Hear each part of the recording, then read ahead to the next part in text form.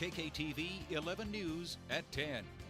Good evening. Thanks very much for joining us tonight. I'm Don Ward. And I'm Diane Derby. We begin tonight with this man's arrest and his alleged connection to the people who live here. Michael LeMay is in jail for reportedly stealing money that El Paso County gave to several families to help them move. There were serious safety concerns at their mobile home park. Police opened up an investigation after our 11 call for action team started asking questions about the money. We were there when police were at his home. Our team has been in touch with those families, real estate agents, home sellers, and even inspectors who all say they were promised something from LeMay. They told us he never delivered. We caught up with his wife tonight right after he was arrested. Anybody. Do you want me to fill you in on what I know? So he told me that he was going to the police station because he was a witness to something. Next thing I know, I have this officer telling me he was arrested. So I don't want to talk to anybody, so please just leave me alone and go away. Eventually, she did talk to us, and so did he. In fact, we talked with LeMay several times before he was arrested today. What he and his wife told us about the alleged theft of thousands a little bit later in this newscast. Tonight, LeMay is facing charges of theft from between $20,000 and $100,000. Tonight, a local mother of two believes she missed out on buying her dream home, and she's not the only one. Several neighbors claim this man, Michael LeMay, collected more than $100,000 from them, and they don't know if they'll ever see that money again. 11 News reporter Tony Keith joins us in the studio with this 11 call for action investigation. Tony, how did it all start? Well, Angel Rutherford showed me this Facebook post she put up months ago saying she needed help buying a new house. A reply from a man she didn't know has turned into an absolute nightmare. Riverside Mobile Home Park has been home to Angel Rutherford for most of her life. She's one of dozens of residents who were told a few years ago the land is not stable and they need to get out. They want us out of here because it's falling off a cliff.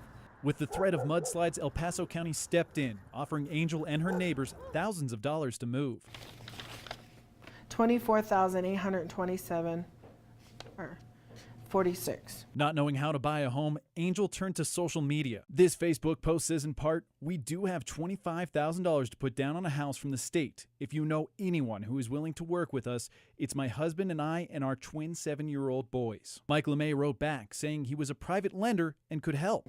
He promised these things. Well, he said we'd get a $340,000 loan. So Angel cashed her check from the county and handed it over to LeMay. This is the $19,000 we had cashed, and I was like, I, Angelica Rutherford, 6/29/18, give Mike LeMay $19,827.46 as a down payment on the house, 3134 Moonbeam Circle, 80916. I had my husband sign it, and then he signed it. Other neighbors did the same. In all, I've spoken with 4 families who've trusted him with their money, adding up to more than $100,000. They all started looking for new homes to buy, but they say each time they were close to closing, everything would fall through. I start seeing things and noticing things that did not add up to me. They all have similar stories. LeMay would prove he had the funds to pay in cash. One account from Chase Bank Mike provided to a seller showed he had more than $1 million. But when it came time to make payment deadlines, the families would get messages like this one from one of their realtors. Your private lender has not been able to provide the proper documentation. I've been talking and texting with Mike. Mike, this is Tony Keith at KKTV. You told us you'd be meeting with us at 2 o'clock today. You said you had a meeting at 1. You'd be giving a call right after. Well, it is now 1:50 on Monday. Still haven't heard from you? He told me a week ago he would be refunding everyone's money because he didn't want to work with them anymore. Then he was arrested today. Mike did tell me last week that he never claimed he was a private lender, but that he was working as a private consultant.